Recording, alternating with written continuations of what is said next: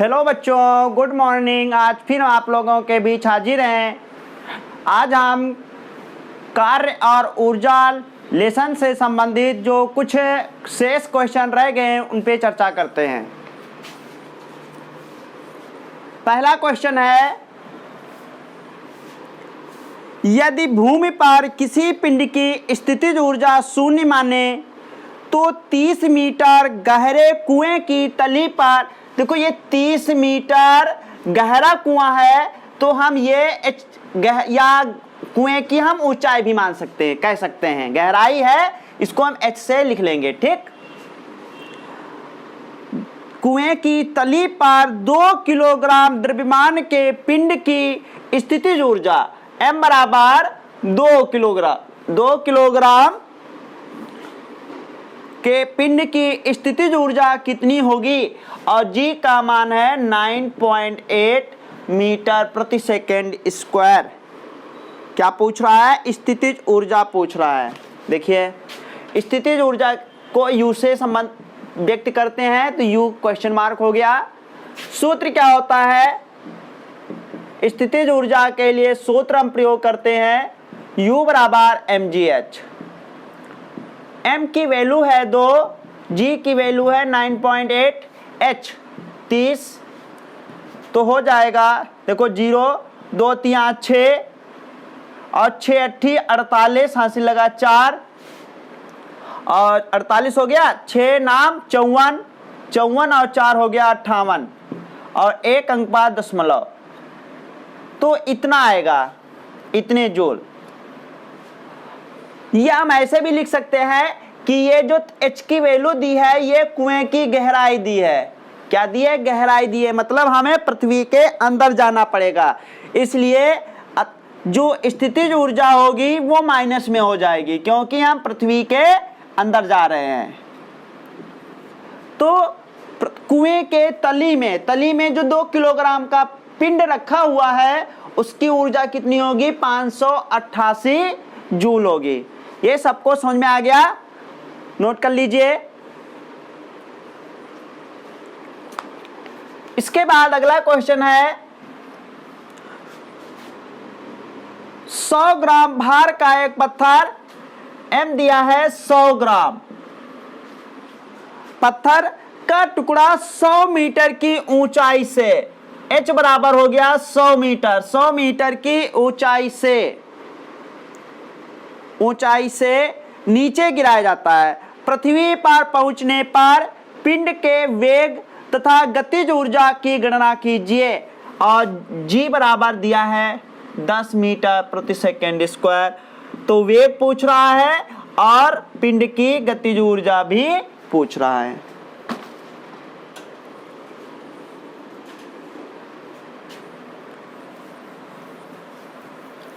देखिए क्या कह रहा है, एक पिंड को 100 मीटर की ऊंचाई से गिराया जाता है।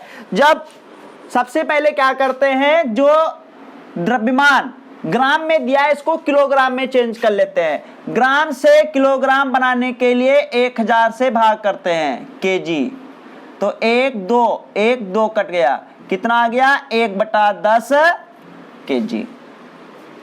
ठीक, अब देखिए, जब किसी पिंड को हम ऊंचाई से नीचे गिराएंगे तो क्या हो जाएगा? उसकी स्थितिज ऊर्जा जो होगी वो गतिज ऊर्जा में चेंज हो जाएगी। इस स्थिति में क्या होता है, जो उसकी गतिज ऊर्जा होती है, गतिज ऊर्जा वो स्थितिज ऊर्जा के बराबर होगी। जो स्थितिज ऊर्जा जितनी होगी वही उसकी गतिज ऊर्जा होगी, सिर्फ रूपांतरण हो जाएगा। इसी को हम ऊर्जा संरक्षण का नियम कहते हैं। ये क्या होता है? ऊर्जा संरक्षण का नियम। ऊर्जा संरक्षण का नियम। ऊर्जा संरक्षण का नियम क्या होता है कि किसी पिंड की जो ऊर्जा होती है ना तो उसको हम नष्ट कर सकते हैं ना ही उसको हम बढ़ा सकते हैं, उसमें सिर्फ उस ऊर्जा को एक रूप से दूसरे रूप में परिवर्तित कर सकते हैं। जब ये पिंड, इतने किलोग्राम का पिंड 100 मीटर की ऊंचाई पर था तो उसमें स्थितिज ऊर्जा थी, ठीक, और जब ये पृथ्वी पर आएगा तो ये स्थितिज ऊर्जा गतिज ऊर्जा में परिवर्तित हो जाएगी, लेकिन दोनों बराबर रहेगी, क्योंकि ना नष्ट कर पाएंगे हम और ना ही उसमें हम बढ़ा पाएंगे। ठीक, गतिज ऊर्जा होती है हाफ mv स्क्वायर और स्थितिज ऊर्जा के लिए सूत्र होता है mgh।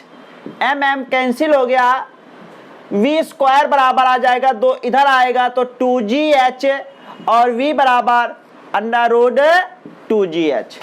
मान लगाते हैं 2g 10, h की वैल्यू है 1000 नहीं 100, जब इसको कितना आ जाएगा 2000 मीटर प्रति सेकेंड, रूट के अंदर 2000 मीटर प्रति सेकेंड आ जाएगा। ठीक, तो वे कितना आ जाएगा अंडर रूट 2000 मीटर प्रति सेकेंड। इसका वर्गमूल भी निकाल सकते हैं। ठीक, अब पूछ रहा है गतिज ऊर्जा, तो गतिज ऊर्जा के लिए सूत्र होता है half mv square 1/2 m 1/10 v square. देखो v का मान है अंडर रूट 2000 और इसका स्क्वायर क्या आएगा, e के बराबर 1/2 गुणा 1/10 गुणे ये वर्गमूल और स्क्वायर हट जाएगा तो कितना हो जाएगा 2000। 0 0 कैंसिल, 2 से काट देंगे, 2 कम 2, तो e के उसकी गतिज ऊर्जा कितनी आ जाएगी 100 जूल। कितनी आ जाएगी 100 जूल आ जाएगी। ये क्वेश्चन सबको समझ में आ गया? बहुत अच्छा क्वेश्चन है, इंपॉर्टेंट क्वेश्चन है ये, इसको नोट कर लीजिए।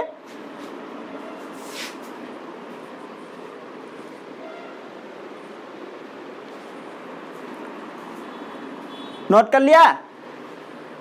अगला क्वेश्चन देखिए,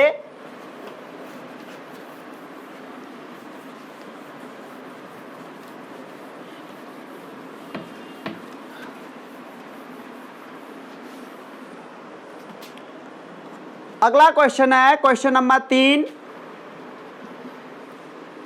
2 किलोग्राम द्रव्यमान का एक पिंड m बराबर 2 किलोग्राम का एक पिंड पृथ्वी से 100 मीटर की ऊंचाई पर, h हो गया 100 मीटर, 100 मीटर की ऊंचाई से गुरुत्वीकरण g के अंतर्गत स्वतंत्रता पूर्वक नीचे गिरता है।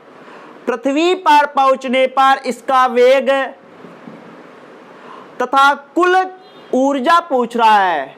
कुल ऊर्जा, गतिज ऊर्जा नहीं पूछ रहा है, कुल ऊर्जा पूछ रहा है। और जी की वैल्यू जो है वो 10 मीटर प्रति सेकेंड स्क्वायर है। देखिए इसमें भी देखिए 2 किलोग्राम का पिंड है, वो 100 मीटर की ऊंचाई पर है। जब वो स्वतंत्रता पूर्वक नीचे गिरता है तो इस स्थिति में क्या हो जाता है कि जो इस पिंड में जो स्थितिज ऊर्जा थी वो पूर्ण रूप से गतिज ऊर्जा में चेंज हो जाती है।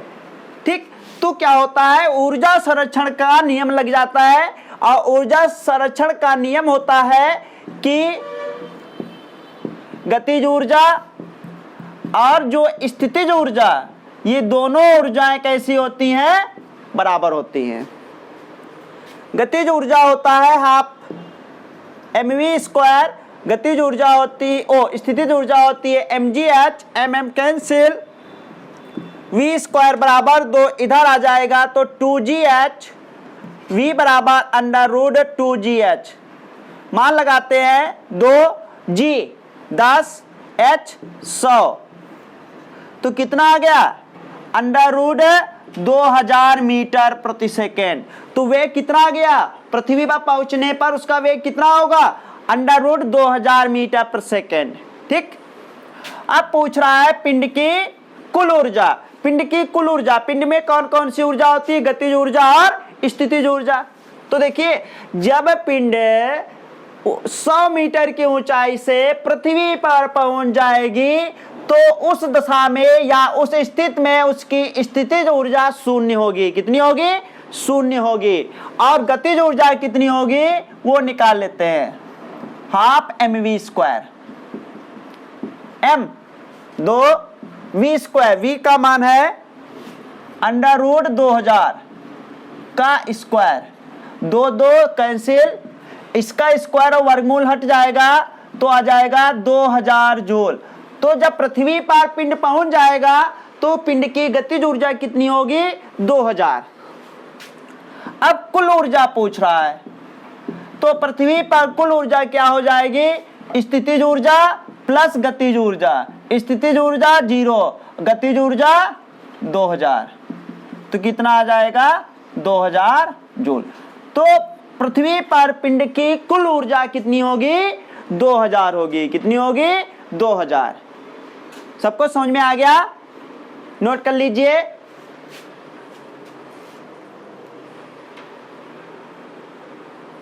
नोट हो गया? अगला क्वेश्चन देखिए।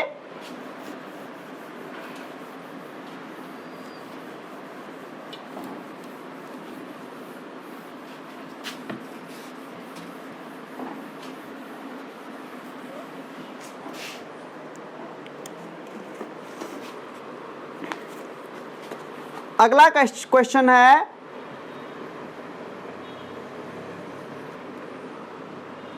ये वेरी इंपॉर्टेंट है, बहुत अच्छा क्वेश्चन है। कह रहा है एक गेंद को 10 मीटर की ऊंचाई से गिराया जाता है, तो ये h हो गया, h बराबर 10 मीटर, 10 मीटर की ऊंचाई से गिराया जाता है। यदि फर्श पर टकराने के बाद गेंद की ऊर्जा में 30% की कमी हो जाती है, तो गेंद फर्श से वापस लौटने पर कितनी ऊंचाई तक जाएगी? मान लीजिए, माना गेंद का द्रव्यमान m है, ठीक। तो देखिए, जब गेंद m द्रव्यमान की गेंद 10 मीटर की ऊंचाई पर है, तो उस गेंद में ऊर्जा कितनी है? तो क्या लिखते हैं?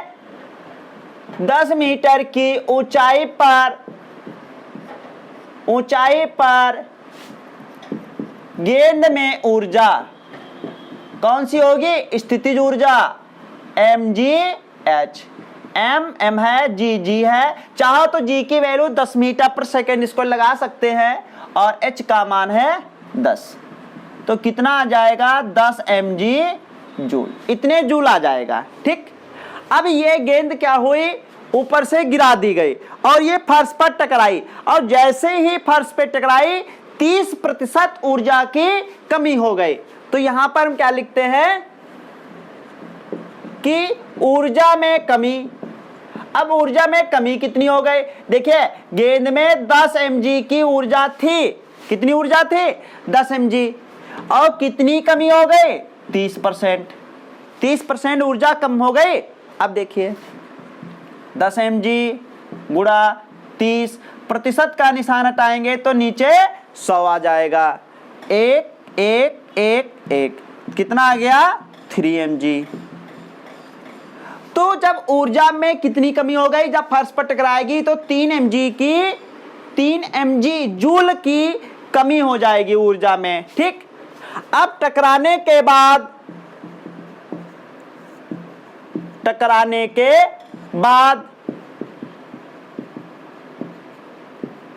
गेंद में ऊर्जा, देखिए गेंद में ऊर्जा थी कितनी? 10 mg, और टकराने के बाद 3 mg की कमी हो गई, तो ये घटा दे तो जो बचेगा वो, अब गेंद में कुल ऊर्जा कितनी है? 7 mg की है। कितनी है? 7 mg की है, ठीक। अब पूछ रहा है कि गेंद कितनी ऊंचाई तक जाएगी। माना गेंद कैपिटल H ऊंचाई तक जाएगी, ठीक। अब क्या हो जाएगा?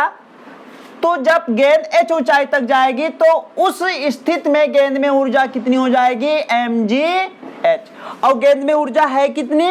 7 mg। ये दोनों ऊर्जा कैसी हो जाएंगी? बराबर हो जाएंगी। अब mg और mg कैंसिल, तो h की वैल्यू कितनी आ गए? 7 मीटर। तो गेंद फर्श पर टकराएगी, जो 30% की कमी हो जाएगी ऊर्जा में, उसके बाद कितनी ऊंचाई तक जाएगी? तो 7 मीटर की ऊंचाई पर जाएगी। बहुत अच्छा क्वेश्चन है, नोट कर लीजिए।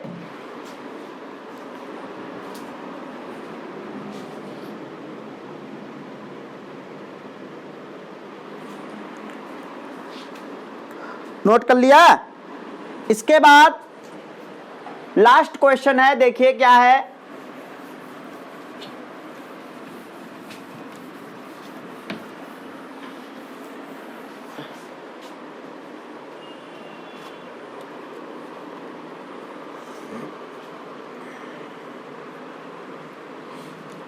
लास्ट है क्वेश्चन नंबर 5। 10 किलोग्राम, m बराबर हो गया 10 किलोग्राम द्रव्यमान का एक पिंड स्वतंत्र रूप से वायु में गिरते हुए 10 मीटर की दूरी तय करता है। यानी h कितना हो गया? 10 मीटर की दूरी तय करता है। किए गए कार्य w पूछ रहा है और g की वैल्यू है 10 मीटर प्रति सेकेंड स्क्वायर। तो उसके द्वारा किया गया कार्य बराबर क्या होगा कि जो पिंड में स्थितिज ऊर्जा होगी उसके बराबर होगी। तो स्थितिज ऊर्जा कितनी होगी? mgh। m है 10, g है 10, h है 10। तो 10 10 10 कितना आ जाएगा? 1000। तो उस गेंद पिंड द्वारा कितना कार्य किया जाएगा? 1000 जूल कार्य किया जाएगा। समझ में आ गया? नोट कर लीजिए। सभी लोग अपनी अपनी बुक से सवाल वर्क एंड एनर्जी टॉपिक के क्वेश्चन करिए। जो ना हो उसे कमेंट बॉक्स में लिखकर हम पूछ लीजिए, उस पर हम वीडियो बना देंगे। Okay, bye.